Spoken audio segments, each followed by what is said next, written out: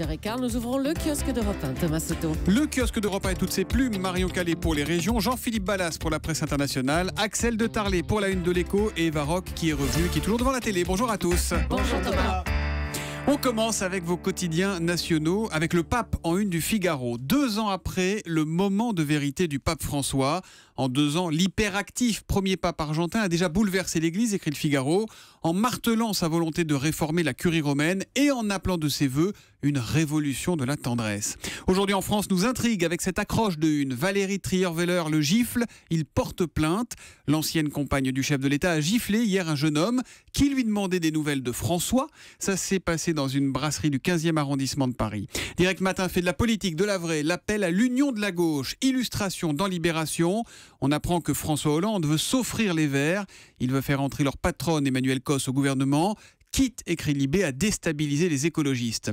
Et puis 20 minutes nous propose un titre dont on se demande s'il n'est pas juste fait pour faire hurler Julie.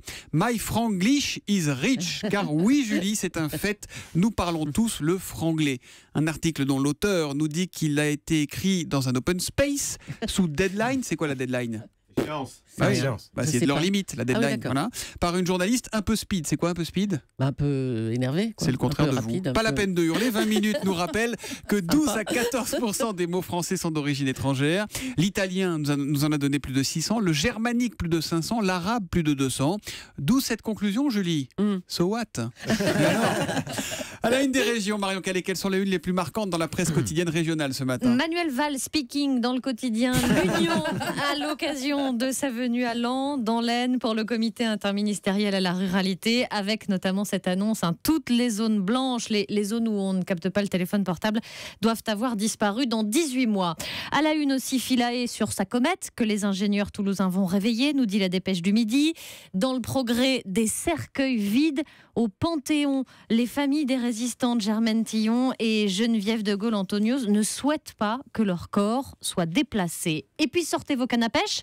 L'ouverture de la saison demain, ça donne la truite donnera la pêche à 20 000 amateurs dans Centre Presse, le journal de l'Aveyron. Et il n'y a pas une seule une qui demande Where is Brian ? No, in the kitchen. Oui, absolument. Ça veut dire dans la cuisine, Julie. L'histoire qui vous a le plus marqué, Marion fait la une de la Provence. La justice s'attaque aux raquettes dans le BTP. Avec une initiative inédite mise en place par le parquet, 3 procureurs de la République affectés à la lutte contre les malfaiteurs qui ciblent les entreprises du bâtiment. Une cellule spéciale qui dispose de moyens spécifiques. Il faut dire qu'à tous les étages, dans les Bouches-du-Rhône, on s'inquiète de cette délinquance qui vise les chantiers.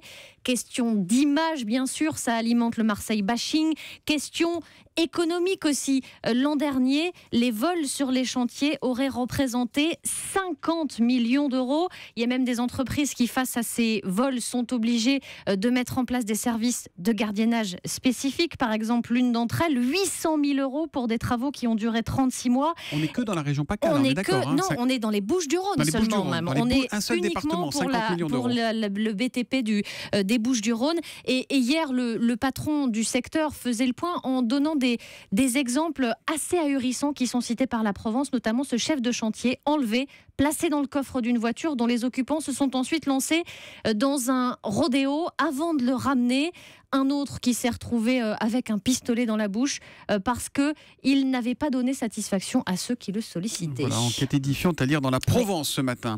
La presse internationale, Jean-Philippe Ballas, vous nous emmenez ce matin au Ghana avec une belle idée pour les écoliers. Oui, le Ghana, 2e puissance économique de l'Afrique de l'Ouest, mais le Ghana qui a pourtant de vrais problèmes d'électricité avec des coupures qui peuvent durer parfois jusqu'à 24 heures. Alors on imagine le cauchemar pour les entreprises, évidemment, l'administration, les hôpitaux, et difficulté aussi pour les écoliers du Ghana qui ont bien du mal le soir à faire leurs devoirs sans lumière. Et bien justement, une ONG américaine a eu une idée de génie. Elle a regardé les cours de récréation, les jeux pour enfants, et elle a décidé de transformer les tourniquets en mini centrale électrique.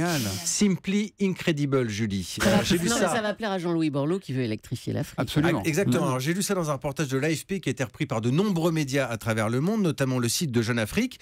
Le principe, il est très simple. Je vais faire mon Jérôme Bonaldi. Quand les enfants montent sur les tourniquets, ils mettent en route une turbine qui est reliée à une batterie et qui va recharger de petites lampes LED. Ces lampes qui ont une autonomie de 40 heures. Elles sont distribuées ensuite aux écoliers qui rentrent chez eux avec et qui peuvent ainsi travailler correctement à la maison. Alors, ces tourniquets sont présents dans une quarantaine d'écoles au Ghana. Les résultats en classe s'en ressentent, c'est ce que disent les professeurs, qui insistent évidemment auprès des familles pour que ces petites lampes servent aux enfants et rien qu'aux enfants. Belle initiative. Très belle idée au Ghana. Donc à la une de l'Écho, Axel de Tarlet, une question ce matin. Combien gagnent les grands chefs d'État de ce monde? C'est une enquête à lire sur le site internet de la chaîne américaine CNN. Voilà, alors le président, alors ils ont pris les 12 principales économies du monde. Le président le mieux payé au monde, sans surprise, c'est Barack Obama. Exactement, 33. J'ai fait $1 égale 1 euro, on y est quasiment. Donc 33 000 euros par mois. L'Européen le mieux payé, c'est, sans surprise, Angela Merkel, à près de 20 000 euros par mois. Et notre François Hollande national arrive 7e, 16 000 euros par mois. Mais je vous rappelle qu'il s'était baissé son salaire de 30%. Et s'il ne l'avait pas fait, il aurait été numéro 2 mondial derrière Barack Obama. Voilà. Et le plus surprenant, c'est que le dernier de cette liste, vous savez qui c'est? C'est le président chinois, Xi Jinping, qui touche 1 800 euros par mois. C'est le salaire d'un OS chez Renault. Et en plus, il s'est augmenté son salaire de 60%. Moi, ce que je me dis toujours, alors c'est vrai qu'ils ne gagnent pas forcément des sommes folles, mais ils ne dépensent pas grand-chose non plus chaque mois, les présidents. C'est vrai. Mais quand même, moi, je trouve que ce que ça montre, c'est qu'ils gagnent quand même très peu par rapport aux grands patrons du CAC 40. Le président Obama, il gagne 10 fois moins qu'un président du CAC 40. Donc, vous savez, on tape souvent sur les politiques en disant tatatia. Au moins, on ne peut pas leur reprocher. Il faut insister là-dessus. Au moins, on ne peut pas leur reprocher de faire ce métier usant et très prenant pour l'argent. Vous receviez hier Virginie Calmels et vous lui aviez fait remarquer, voilà, l'ancienne depuis qu'elle est en politique, elle touche 50 fois moins. Donc, ne faisons pas ce procès aux politiques d'être mus par l'argent. Ils ont peut-être le sens de l'intérêt général. 33 000 euros par mois pour Barack Obama, et en France, le plafond pour un patron d'entreprise publique, c'est 400 000 euros par an. 400 000 euros par an. Voilà, c'est-à-dire que c'est plus que Obama, vous voyez. Voilà. Présentez-vous à la présidente de France Télévisions. À la télé ce soir, sur la route des enfoirés, c'est sur TF1, c'est à 20h55. Et Baroque. Ça fait 30 ans qu'elle dure cette histoire. Vous vous rendez compte, c'était en 1985 déjà que Coluche lançait son appel. Et c'est le 26e spectacle des Enfoirés que vous allez pouvoir découvrir ce soir. Il a été enregistré à Montpellier. Et alors, en exclusivité, un petit extrait du tableau d'ouverture avec 35 artistes qui sont habillés, vous savez, toujours un peu de façon ridicule, avec des costumes printaniers.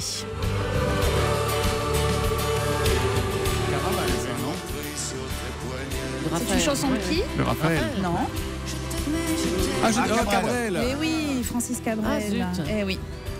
Donc sur scène, évidemment, des artistes toutes générations confondues, ça va de Michel Larocque à M. Pokora, de Jean-Louis Aubert à Amel Bent et évidemment Jean-Jacques Goldman, Thomas Soto. Voilà, petite nouveauté cette Nicolas année. Canteloup, bien sûr. Alors justement, petite nouveauté cette année, le spectacle est composé à 50% de tableaux musicaux, ça on a l'habitude, mais aussi 50% de sketchs qui ont été écrits par les auteurs de Nicolas Canteloup et Nicolas est sur scène, par Michael Youn aussi et par Danny Boone que vous allez notamment découvrir en Madame Doubtfire. Il paraît que c'est assez croustillant. Et alors pour finir, 4 chiffres importants, vous allez me dire si vous trouvez ça. Si je vous dis par exemple 130 millions, ça représente quoi? 130 millions, 130, le nombre de repas distribués. Voilà, exactement, le nombre de repas distribués l'an dernier par les Restos du Cœur, 1 million. 1 million. Le nombre de bénéficiaires l'an dernier, 20 millions d'euros. C'est ce que rapporte le spectacle et le disque, et 17 ce que rapporte au Resto du Cœur. Exactement, évidemment, et 17 repas, ce que rapporte la vente d'un DVD ou d'un CD du spectacle que vous découvrirez donc ce soir. On va l'acheter alors. Et donc, aujourd'hui, on n'a plus le droit.